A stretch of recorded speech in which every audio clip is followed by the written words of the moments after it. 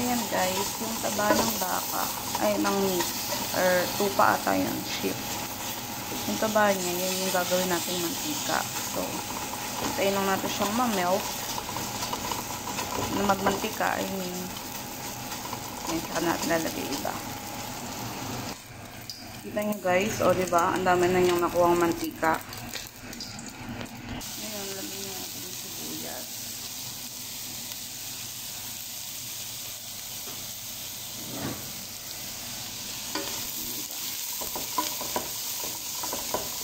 Tapos, cherry leaves. Hintayin lang natin yung brown.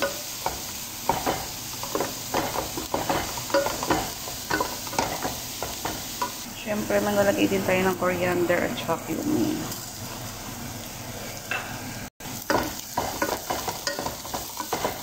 We will wait until become brown. So, ngayon, lalagay na natin yung ginger garlic natin.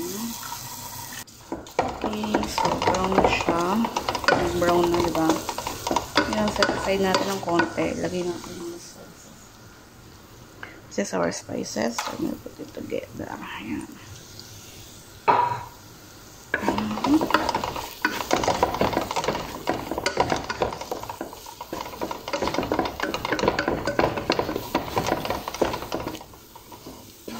Ouch. And then ito yung meat na ating hinugasan na walang buhok. Tapos ngayon, hinugasan ko ulit para talagang walang buhok. So, lagay na.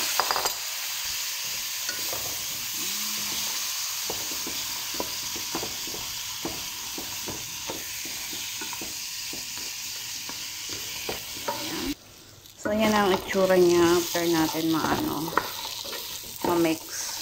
So, kadalasan ang ginagamit nila tubig lang. Ako naman, ang ginagamit ko yung mismong pinagpakuluan ng ating baka. So, lalagay na natin. Ayan, para talagang walang kahit ano. Kita nyo? Yan ang ginawa ko.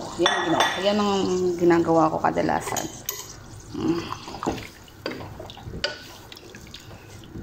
Wala pa yung asin guys ha.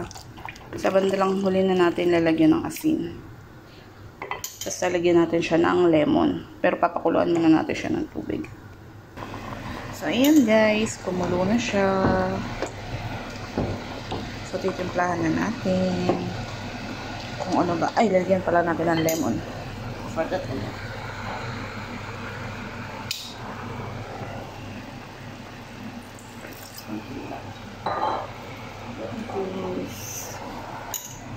Mix. Pakuluan ulit natin. Tapos tikman natin. Lagyan natin ng asin. Black pepper.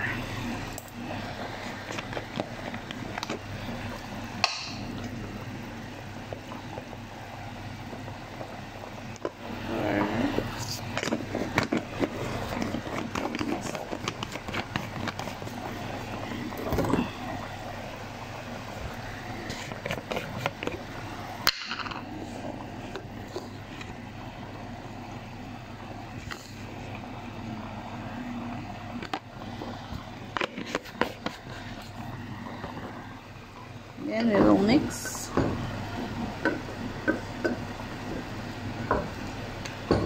Okay. Then let it boil. So ayan guys, tikman ko na. Sakto naman yung alat niya. Ngayon lalagay na natin yung kanin. So ayan, lalagay na natin yung kanin. Then mix lang natin. Ayan. Mix lang natin muna. Hanggang mix natin. Mix. Yan. Okay. Ayan, titikman natin siya. Kung may lasa ba. Wow! Ito na ang ating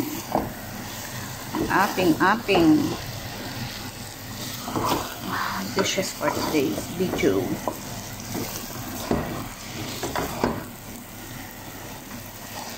Ang sarap-sarap niya.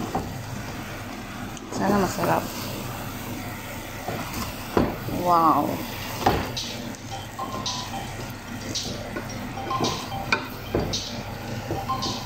Wow, yummy.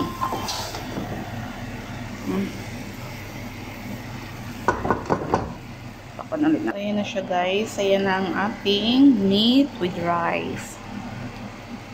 Yummy. Perfect na perfect yan. Ang pagkakagawa natin.